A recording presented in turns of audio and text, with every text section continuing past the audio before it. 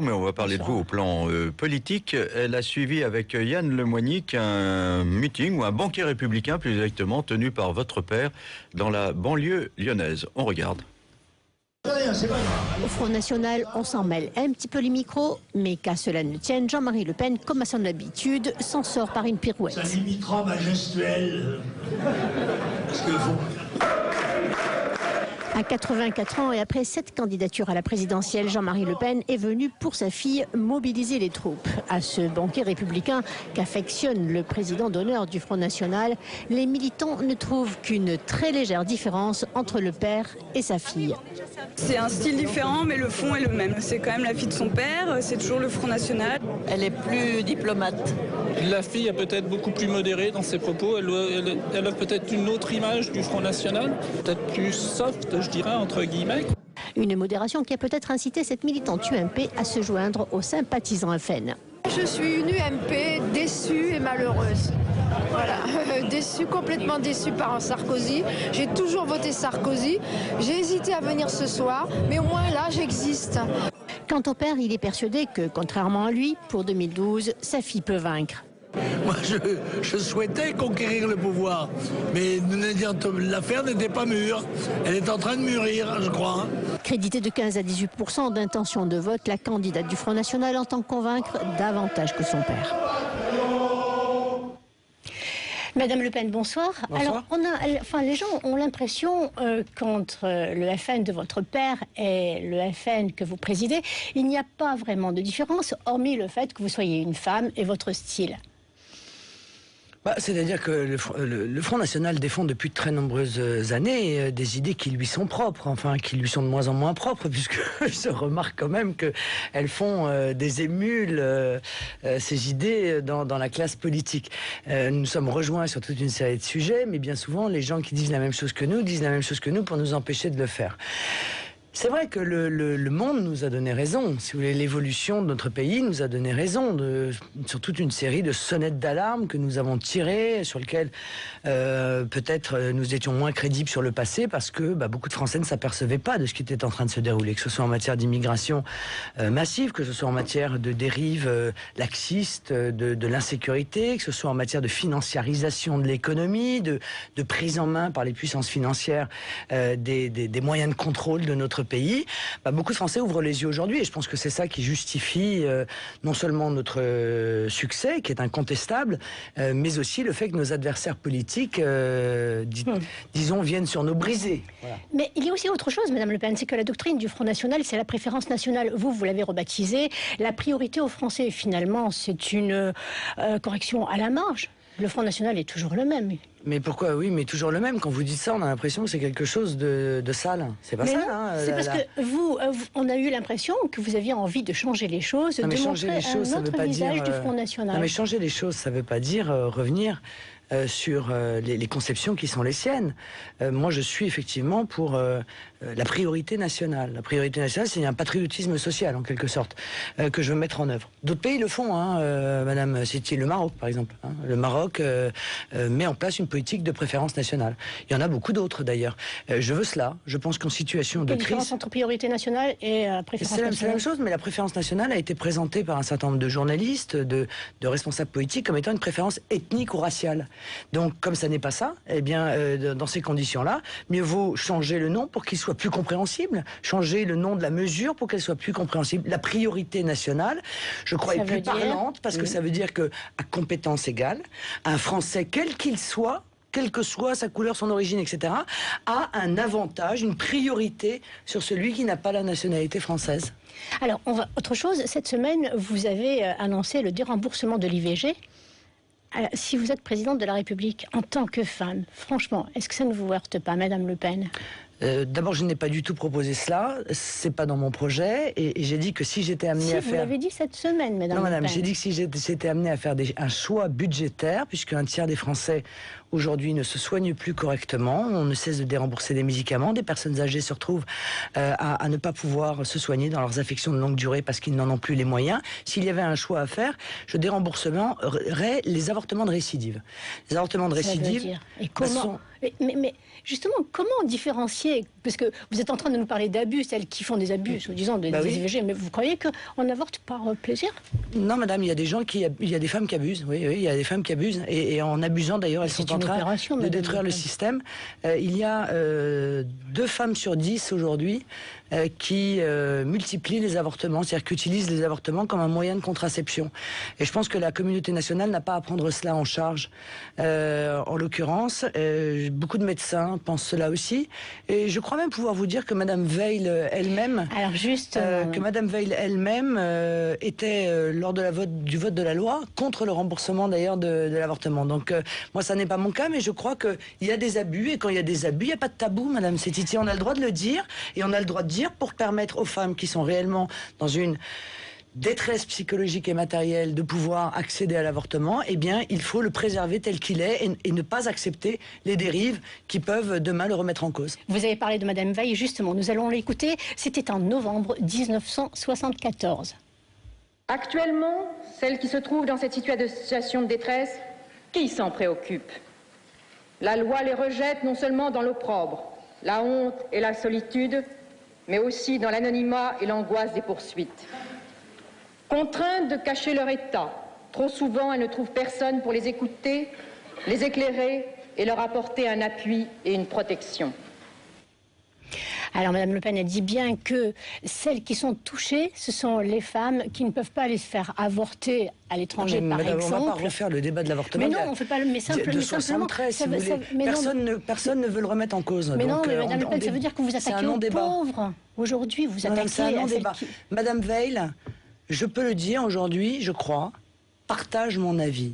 Madame Veil a toujours dénoncé le fait d'utiliser l'avortement comme un moyen de contraception. Elle a toujours considéré que cet acte, qu'elle savait traumatisant, parce que nous savons toutes que c'est traumatisant, doit être un acte ultime, doit être le dernier acte possible quand tout le reste a été essayé. Bon, et je crois pouvoir vous dire honnêtement que pour préserver cette possibilité, il faut ne pas accepter que la communauté nationale rembourse ce qui apparaît comme une dérive de ce système, comme un abus de ce système. Et il y en a d'autres, il y a des vraies questions dont on doit parler. Moi, je préfère rembourser la pilule de 3e génération, ce qui parfois n'est pas le cas, que de rembourser des gens qui abusent de l'avortement. Moi, je préfère permettre le remboursement de l'aide à la procréation, parce qu'il y a aujourd'hui des jeunes couples qui sont de plus en plus nombreux et qui, au bout de 3 ou 4 aides à la procréation, sont obligés de fuir en Espagne pour pouvoir continuer à en faire, parce que c'est interdit en France. Alors, voilà, c'est des choix, moi je les assume sans aucune difficulté, mais j'aime pas qu'on caricature mes positions. Alors, on va parler d'autre chose maintenant, du halal. Gilles Kepel, que vous connaissez peut-être, qui est un sociologue, spécialiste de l'islam, qui a écrit des livres sur les banlieues, comme vous, estime qu'il y a une question du halal. De ce point de vue-là, il est d'accord avec vous. Il l'a dit, il consacre un très long chapitre dans son dernier livre, 93. Mais là où il se différencie totalement de vous, c'est qu'il pense que les solutions que vous préconisez ne sont absolument pas les bonnes pour régler le problème. On l'écoute et puis ensuite, vous répondrez. Il me semble que le principal problème aujourd'hui dans les quartiers pauvres, dans les zones urbaines sensibles, c'est qu'à peu près 1 jeune sur 2 actif et qui n'est pas scolarisé est au chômage. À force d'envoyer CV sur CV auxquels on ne répond pas, à force de ne pas trouver de réponse à leurs demandes d'emploi, on voit que, comme on l'a montré dans notre enquête récente en Seine-Saint-Denis, beaucoup de ces jeunes vont perdre confiance dans les valeurs de la République, et c'est dans ce contexte-là que se développe un sentiment de repli communautaire qui va parfois trouver dans l'exacerbation du respect du halal dans un sens strict, dans un sens rigoriste, ce qui n'est pas le cas généralement pour la majorité des cas, une sorte d'exutoire. Or, il me semble que pour le quinquennat qui vient, pour le grand débat de la présidentielle, la question principale, c'est la question sociale. C'est en agissant sur l'éducation, qui est la clé de l'accès à l'emploi, qui va permettre à la fois de redonner espoir à la jeunesse et aussi de mettre notre pays dans une meilleure situation à l'échelle internationale, que doivent se concentrer tous les efforts. Si on ne se concentre pas sur la question sociale d'abord, et si on fait le contraire, c'est-à-dire qu'on agite le chiffon identitaire, alors on fait tout l'inverse de ce qu'il faut et on met la charrue avant les bœufs et on se dirige vers l'échec. Non, mais Marine Le Pen. Je comprends pas le. Mais si, le problème c'est que le repli identitaire est provoqué par un problème social. Presque un jeune sur deux qui est au chômage. Et si on exacerbe le côté identitaire, eh ben on ne fait que figer les gens sur leur position et dresser les uns contre les autres. Non mais monsieur, d'abord moi, je suis la seule à proposer dans mon projet de créer l'emploi, quand tous les autres proposent d'indemniser mieux le chômage. Hein. Bon, donc non, comme si, somme toute, non, il n'y a pas de projet pour créer de l'emploi. Créer de l'emploi, il n'y a pas. Non, il n'y a pas. Il n'y a pas pour protéger la soutien à la formation. Les formations, mais ça ne crée pas l'emploi, ça, monsieur. Ben, ça permet d'obtenir les moyens d'exercer une profession. Non, mais ça ne crée pas l'emploi. Vous êtes être formé pour quelque chose, encore faut-il qu'il y ait quelque chose. Ça, c'était Nicolas Sarkozy. On propose aussi, il y a d'autres qui proposent de soutien au PME. Enfin bref, on peut pas revenir là-dessus. Bon. Moi, je crois votre position, Madame Le Pen. Mais en l'occurrence, ça n'est pas le repli identitaire que je critique, que je conteste dans l'affaire du halal. C'est la dictature des minorités.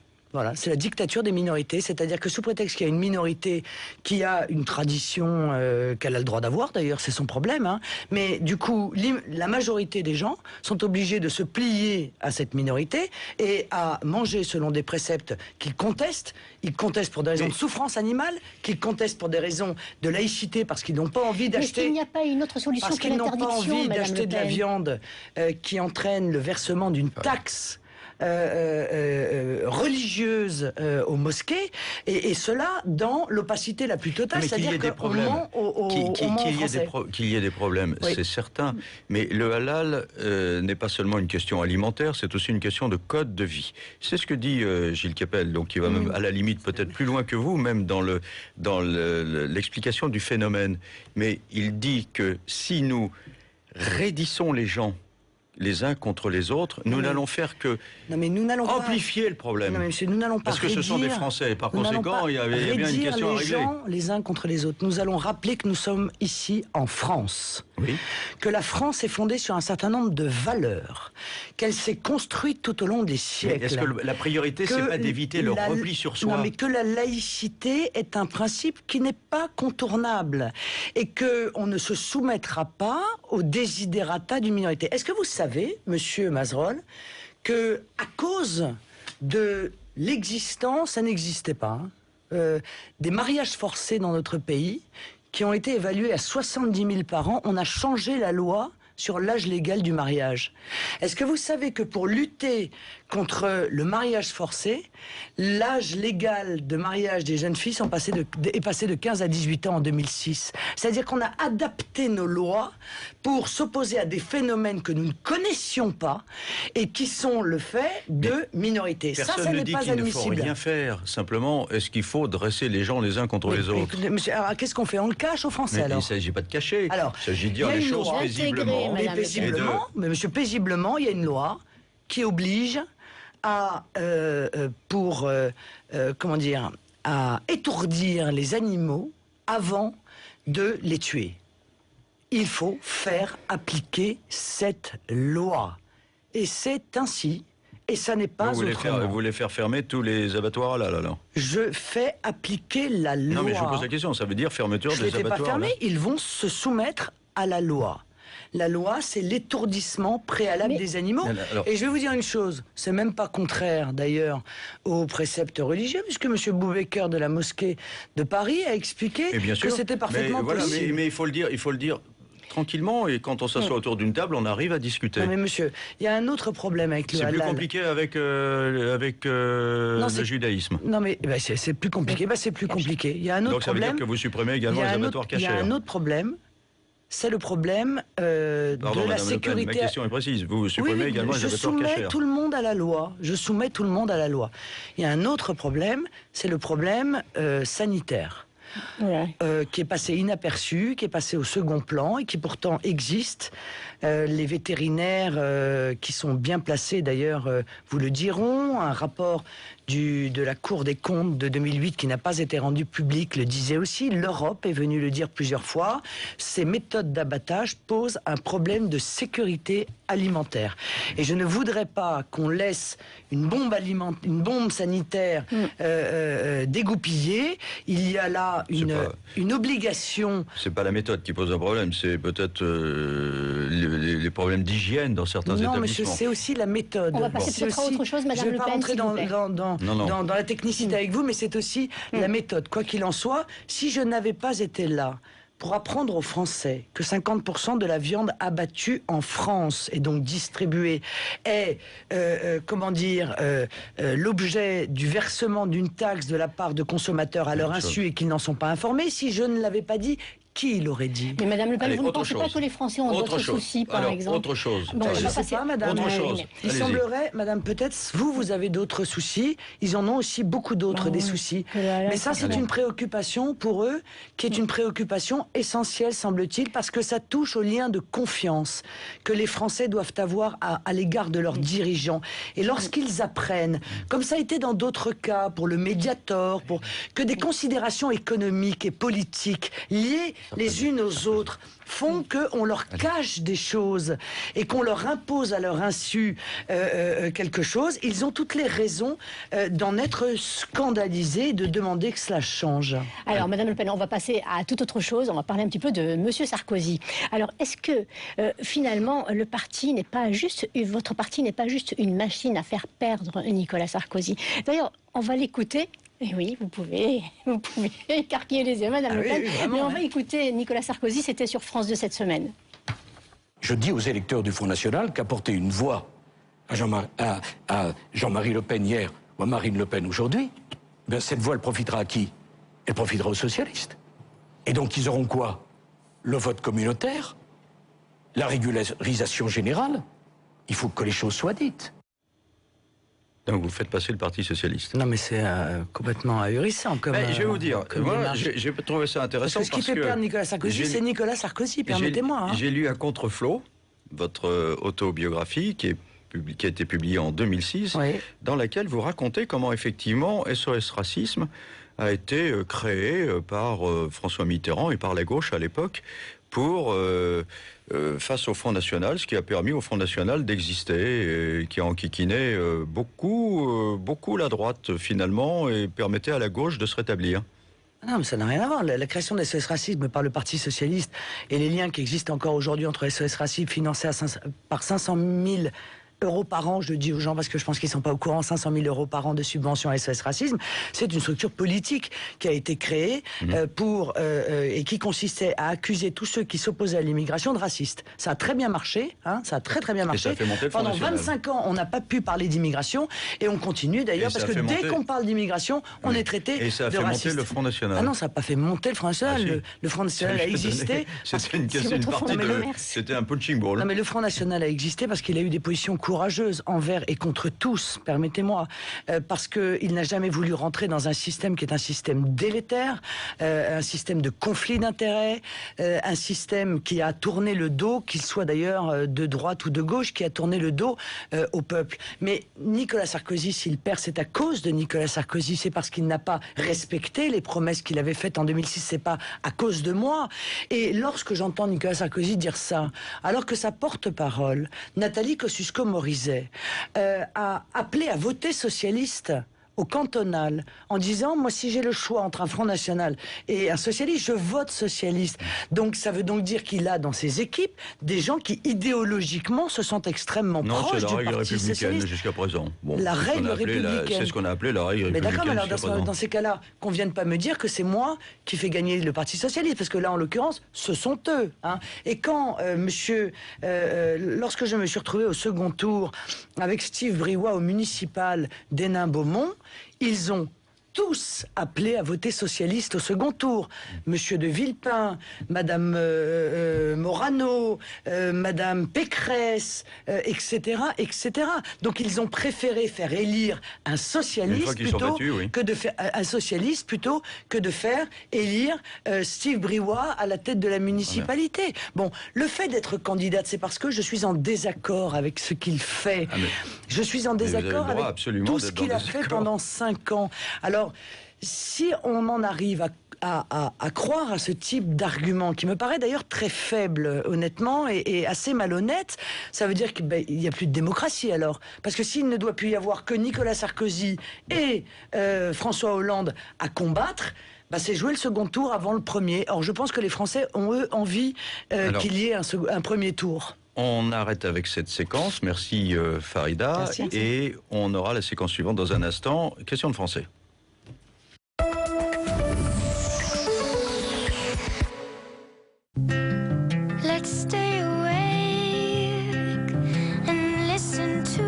Vivez des expériences uniques avec Chrome, Dazzaro. Amivac.com. Vous recherchez ou proposez une location vacances? Amivac.com, 25 000 locations vacances. Amivac.com, l'ami de vos vacances. Sur Internet, renéchâteauvidéo.com, la mémoire du cinéma français en DVD.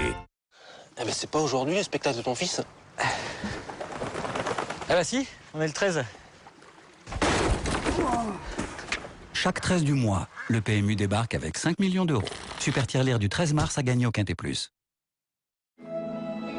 Miramar Croesti. Miramar Croesti. Miramar Croesti. Ma thalassothérapie. L'info du jour. Lu petit déjeuner devient Belvita petit déjeuner de Lu. Oh non. Le nom change, mais la recette reste la même. Mais le petit déjeuner, c'est plus les mêmes. Pour le monsieur mal réveillé, je répète, le nom change, mais la recette reste la même. Ah oui, c'est la même. Un petit peu la trouille quand même, hein. T'es rassuré, mon chéri?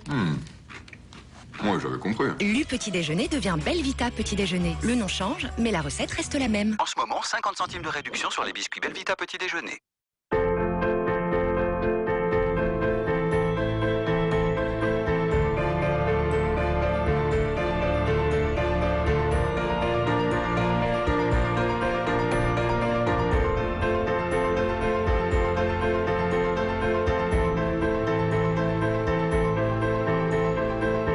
Bassin d'Arcachon, les vraies vacances, c'est ici. Une idée, elle jaillit, elle explore, mais c'est seulement quand elle ose le saut dans l'inconnu qu'elle peut devenir une grande idée. Venez essayer la nouvelle Civic aux portes ouvertes Honda jusqu'au 18 mars.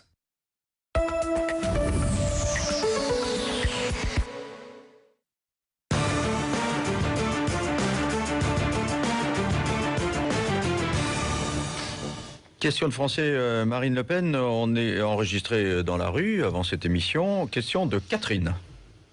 Je fais partie d'une société qui a fait plus de 100 millions de bénéfices à la fin du mois de décembre 2011. Et au mois de janvier 2012, on nous annonce qu'il n'y aurait plus de travail pour nous qui sommes en CDD. Qu'est-ce qu'on peut faire pour ça ? C'est scandaleux. Il faut sortir du capitalisme financier, c'est-à-dire où ce sont... En réalité, on a perdu de vue ce qu'était une entreprise. Il y a beaucoup de petits patrons qui sont des gens extrêmement corrects, qui ont une vraie vision de l'homme, mais il y a un certain nombre qui considèrent aujourd'hui l'homme comme une véritable machine.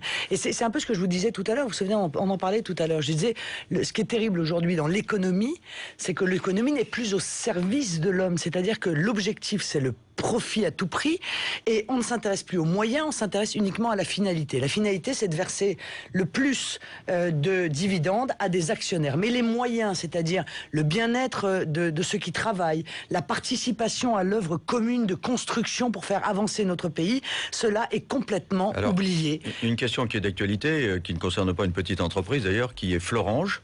Bon, là, il y a un actionnaire qui, pour le moment, a fait arrêter le fonctionnement des hauts fourneaux, tout simplement parce qu'il il est en état de surproduction et il ne veut pas vendre à quelqu'un d'autre, disent les salariés, parce que il ne veut pas avoir de concurrents ultérieurement. Qu'est-ce que vous feriez si vous étiez président de la République aujourd'hui, là, dans cette situation? Qu'est-ce que ça veut dire? Ça veut dire qu'il y a un vrai problème de fond, de concurrence, qu'en réalité, la concurrence libre et non faussée qui nous a été vendue par l'Union européenne, et c'est exactement l'inverse. C'est une concurrence contrainte. On a poussé bien souvent à l'hyperconcentration dans un certain nombre de secteurs. On a laissé se constituer des monopoles ou des gens qui sont en situation de monopole.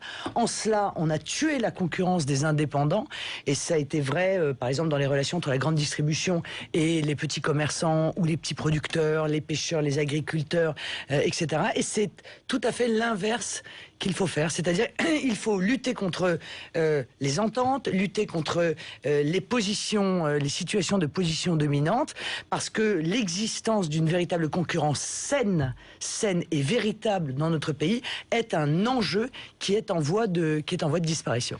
Question de Virginie. Moi, je suis maman de 2 enfants, je travaille parce que je suis obligée de travailler, on est obligé de travailler à 2 dans les couples. Et donc, voilà, il n'y a rien qui est fait pour la femme active qui travaille.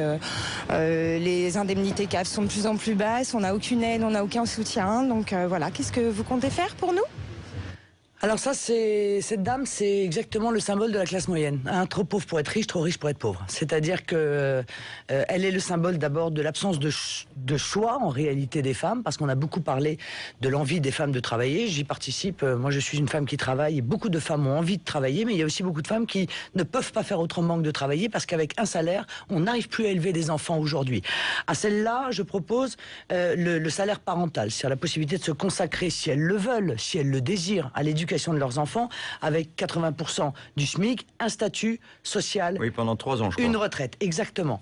Alors, est-ce que vous ne redoutez pas le retour au travail, ou la difficulté de retourner au travail ensuite? Non, je crois pas. Enfin, pas plus que pour le congé parental, si vous voulez. Je crois que c'est une amélioration pour la condition de la femme que d'avoir la possibilité à nouveau de choisir de travailler, bien sûr, et de ne pas travailler. Mais celles qui choisissent de travailler, il faut qu'elles trouvent des crèches, par exemple.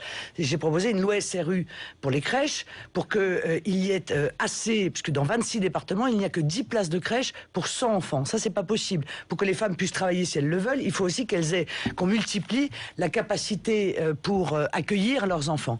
J'ai proposé, comme vous l'avez rappelé tout à l'heure, la prise en charge des cotisations salariales à hauteur de 200 € pour augmenter net le salaire de 200 € jusqu'à 1500 €, sans que cela pèse sur l'entreprise, parce que je sais que les entreprises, pour beaucoup, sont au niveau du nez en termes de respiration économique. Et puis, on va agir sur le pouvoir d'achat. Agir sur le pouvoir d'achat, c'est la baisse de 5% des billets de train, électricité, gaz, parce que c'est devenu insoutenable, les augmentations. C'est la baisse de 20% de la taxe sur le pétrole qui va dans les poches de l'État et qui augmente évidemment toujours le prix de l'essence, ce qui pèse sur le pouvoir d'achat. C'est la lutte contre les pas les femmes seulement, ça. Non, mais c'est la lutte contre les ententes dont je vous parlais tout à l'heure. Parce que vous savez que les ententes entre comment dire, professionnels, eh bien, privent une partie du pouvoir. Là, parce prive une partie du pouvoir d'achat des Français. Et ça, c'est encore une fois essentiel de pouvoir rendre aux Français leur pouvoir d'achat. Question de James. Qu'est-ce que Marine, elle nous propose? Parce que nous, on vit en France et on a des parents français, on a des enfants français, j'ai ma femme française, mes enfants. Et moi, j'ai refusé la nationalité française tout simplement par le fait de ne pas se sentir français. Dans ces pays que j'aime bien, c'est la France qu'on adore tous, mais c'est bizarre. Voilà. C'est pas fréquent, quelqu'un qui refuse la nationalité française. Il dit oui, parce que quand on me regarde, on ne me prend pas pour un Français, donc je préfère être ce que je suis. Oui, mais je crois qu'il faut revenir au principe de la République française. Il faut arrêter le communautarisme, il faut revenir au concept de l'égalité républicaine. Est-ce qu'il n'y a pas quand même dans le regard des autres, là, voilà, on regarde ce monsieur, on ne pense pas spontanément qu'il est français? Ça pose pas un problème? Bah écoutez, c'est absurde. Parce que lui, il le ressent comme tel. Oui, mais c'est absurde, parce qu'en l'occurrence, si vous voulez, on a beaucoup de Français qui sont des Français des dom-tom. Je les salue d'ailleurs, parce que on les oublie, on n'en parle pas beaucoup, et qui sont des Français de couleur, et ça a toujours été le cas. Bon, maintenant, c'est vrai que l'immigration massive perturbe les Français, ça c'est une évidence. Ils ont le sentiment que des gens ont acquis la nationalité française de manière automatique, sans vraiment l'avoir voulu ni même demandé, et que aujourd'hui il y a des confrontations de cultures. Hein, on leur a imposé le multiculturalisme, et ça effectivement, ça crée de grosses difficultés. Et bien plutôt que de les nier ces difficultés, il faut s'y atteler. Je crois qu'il faut aujourd'hui arrêter l'immigration parce que elle est trop importante et nous n'arrivons plus à assimiler tout le monde. On passe à la dernière séquence, Madame Le Pen, l'after RMC.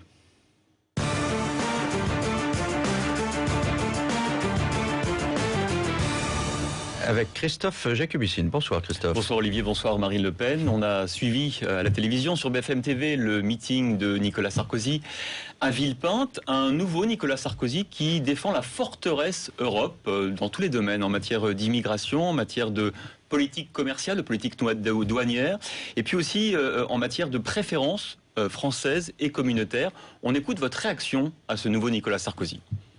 Il n'y a qu'un malheur, c'est que la vérité d'hier n'est pas celle d'aujourd'hui, ni celle de demain avec Nicolas Sarkozy. C'est un homme qui change d'avis en fonction des sondages. Alors, mais quand même, Marine Le Pen, si c'était cette fois-ci le bon Nicolas Sarkozy, la bonne version, puisque finalement ce qu'il défend en matière de forteresse européenne, c'est un peu ce que vous avez défendu pendant des années.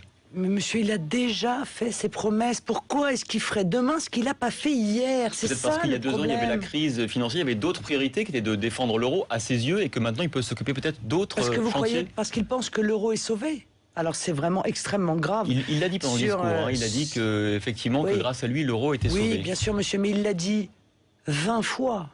On a eu 20 sommets européens où il est venu dire « ça y est ». L'euro est sauvé, la Grèce est sauvée, et à chaque fois, quelques semaines plus tard, parfois même quelques jours plus tard, la crise reprenait de plus belle.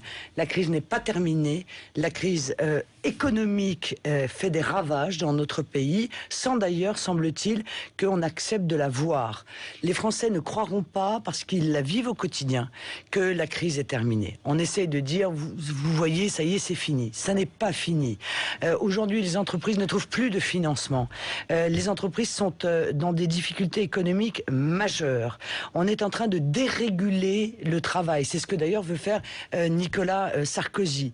De déconstruire notre système de protection sociale pour essayer de redevenir compétitif dans une sorte de course folle au moins-disant social avec des pays, avec les pays émergents. De mettre une sorte d'ultimatum à nos partenaires européens pour renégocier la politique migratoire au niveau européen, pour renégocier aussi la politique commerciale qu'on négocie tous les ans à l'OMC, pour aussi imposer la préférence communautaire pour les produits, par exemple, qui sont issus d'un appel d'offres public. Mais monsieur, il a fait l'inverse.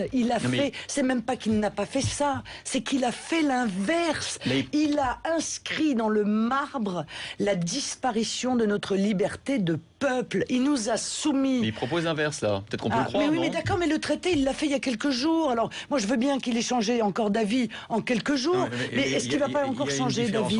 C'est que lui pense qu'avec la souveraineté que l'on partage avec d'autres pays qui sont nos voisins, nous pouvons constituer une sorte de pacte. Il y avait un match de rugby aujourd'hui, vous savez, le pacte là en rugby, qui constitue une force par rapport au reste du monde, alors que la France seule, isolée... Monsieur Mazerolle, cette utopie nous a été vendue déjà 100 fois.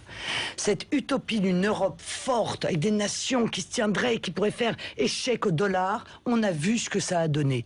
Nous sommes un continent au bord de la faillite. Voilà ce que ceux qui nous gouvernent depuis 30 ans ont réussi à faire de notre continent, un continent au bord de la faillite. Vous croyez que seul, on pourra mieux se défendre par rapport aux produits chinois, par rapport aux produits d'Amérique du Sud, d'Afrique? Oui, mais là, on est ouvert aux 4 vents. Il propose justement de fermer, il propose aux partenaires, il demande que notamment la Commission aille négocier désormais avec un mandat monsieur, moi je suis du Conseil. Député européen.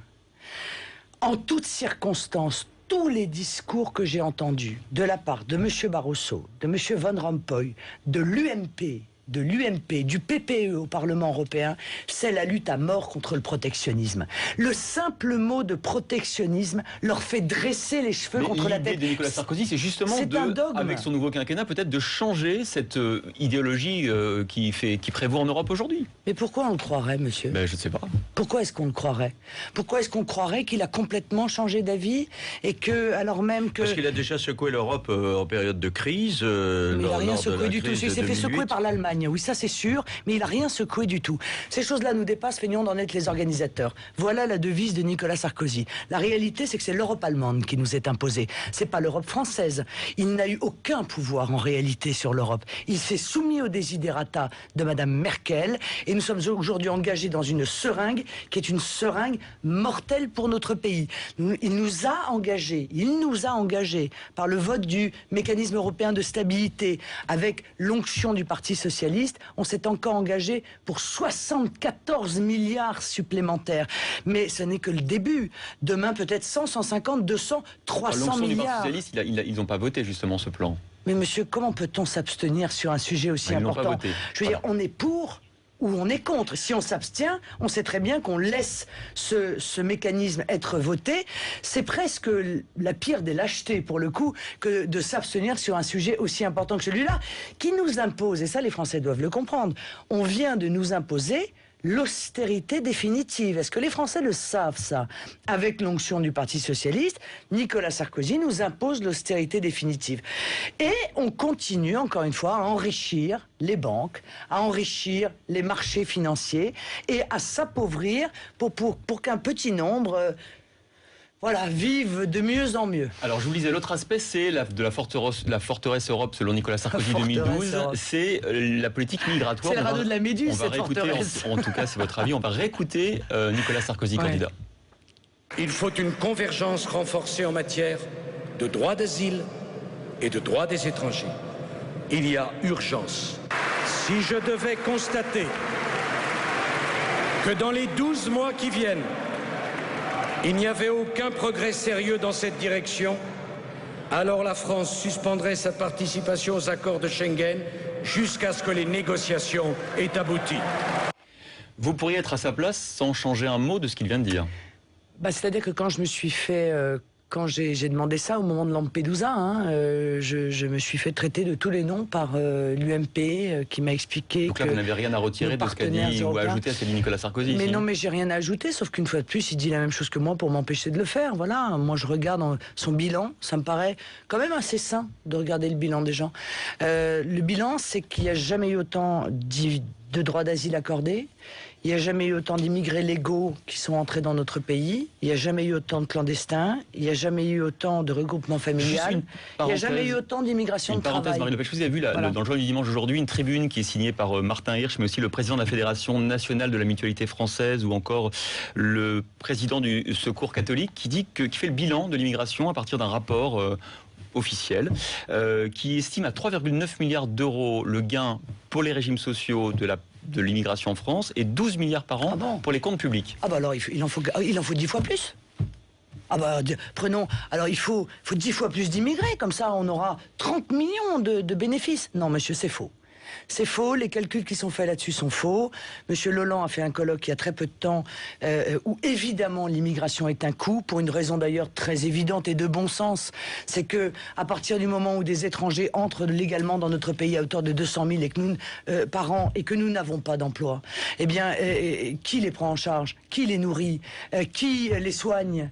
Qui les loge? C'est la communauté nationale. Voilà, c'est aussi simple que cela.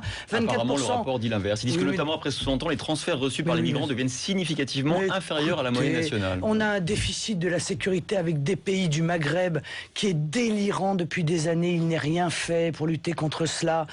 On accorde des aides. Et franchement, je vais vous dire, il y a un certain nombre, je le dis très clairement, de clandestins qui sont mieux traités dans notre pays que ne le sont un certain nombre de retraités ou que ne le sont un certain nombre de personnes âgées ou de mères de famille monoparentales. On paye aussi des retraites à des personnes qui étaient françaises. Oui, d'accord, mais il y a un déficit de la sécurité sociale avec un certain nombre de pays sans qu'on ne s'y attelle. Je le dis clairement, cette situation où nos compatriotes sont moins bien traités en France que ne le sont des étrangers et même des clandestins doit cesser. C'est une injustice qui devient insoutenable. Marine Le Pen, pour finir, une question très concrète. Vous avez parlé de l'école, vous avez parlé de l'autorité à l'école, on vous réécoute tout de suite. En matière d'école, je crois qu'il faut surtout rétablir l'autorité. Il faut aussi que la société accepte l'autorité de l'école, parce qu'aujourd'hui, l'autorité de l'école est de plus en plus contestée par la société. Et ça a une conséquence, ça, monsieur Nodibio, c'est que de plus en plus de gens se tournent vers l'école privée.